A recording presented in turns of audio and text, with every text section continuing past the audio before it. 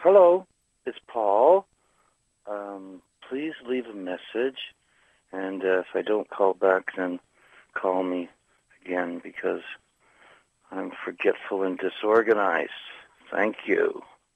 It's maybe God's way of saying, he said, look, guy, if you don't like this, you don't have to stick around. So how about a little health scare? So I was kind of convinced, well, okay, I'm going to pull up my socks. It's, the forces are trying to tell me that life is a beautiful thing. So I went back to the doctors, and Dr. Fraser said, how are you feeling? And I said, I feel fantastic. He said, great, great, great. He said, well, we have some answers. I said, okay. He said, it's cancer. It's lung cancer. And I'm like, whoa, didn't you just hear me say I felt terrific? I didn't want to cancel that. I didn't cancel anything, and I'm still, well, I did cancel a couple things. But, but basically I'm just trying to continue the process of experiencing life.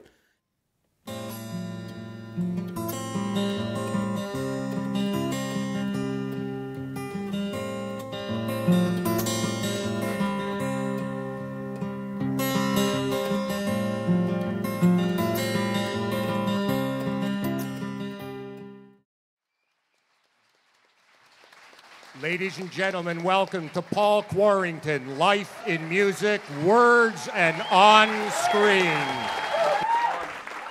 I've had a wonderful life, but I have one kind of unrealized ambition.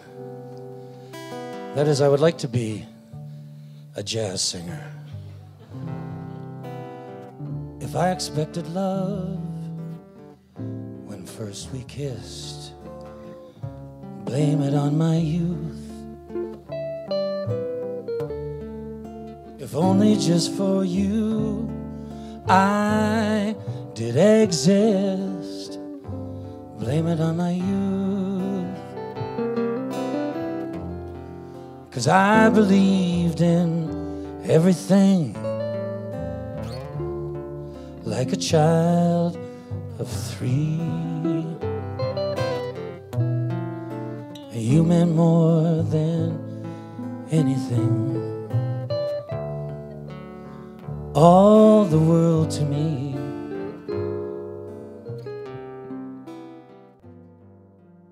To me, I don't think what I'm doing is any remarkable thing, because I didn't cancel some things. I was a musician, and I've always found it hard to sort of rest and relax. So I'm just kind of carrying on.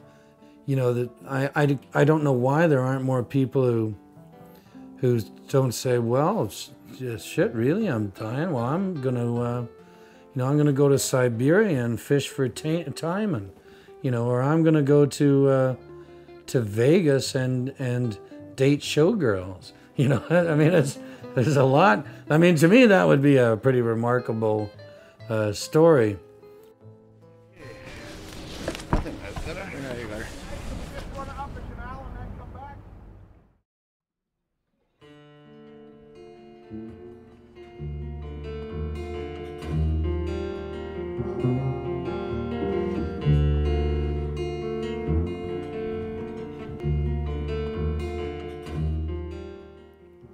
But when I was in Newfoundland, there was this fellow who I met who said, my brother died of what you've gotten. He said, at least you're doing what you want to, and he never would. He said he would try to get healthy, And I told him, well, do some stuff that you want to do, I was fortunate enough in that a lot of the some of the stuff was already like fishing for tarpon and bonefish in the Bahamas and off Cuba. I'd done that, so I didn't have to panic or go into the Galapagos. I've been there. That's okay. I've never been to Paris. There's something.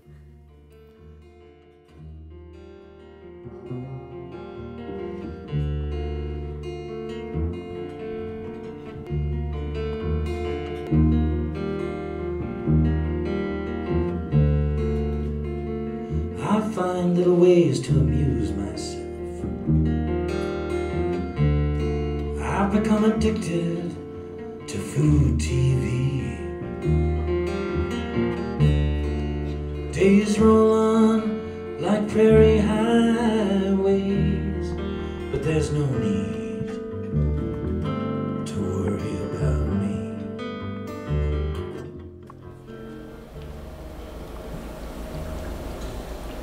Doing something that pigs love to do. Eat. Eat. Eat. Good answer. Although I know I've been selling this like I'm dealing with this, impending mortality by action, and I also thought I'd watch a lot of television. It's not that I want to become a more boring person, but there are certain practicalities that you kind of have to deal with. I guess you adapt because you've got a finite amount. You sort of like got Cinderella shoes on. Is it Cinderella? Yeah, I mean you've got to be home by a certain time, or you're gonna run out of air.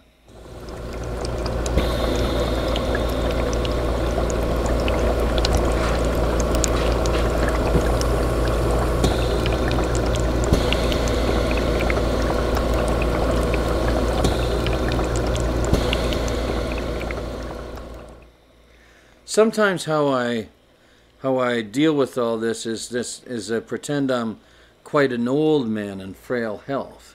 So if I was quite a writer who was in quite elderly and in frail health, they get invited places. I think they say okay, rather than say no, I might be dead.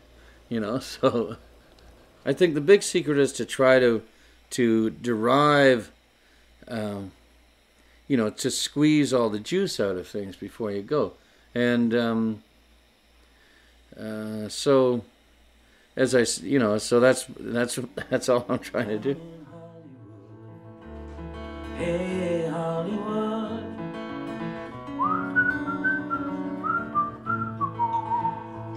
hey Hollywood, hey Hollywood.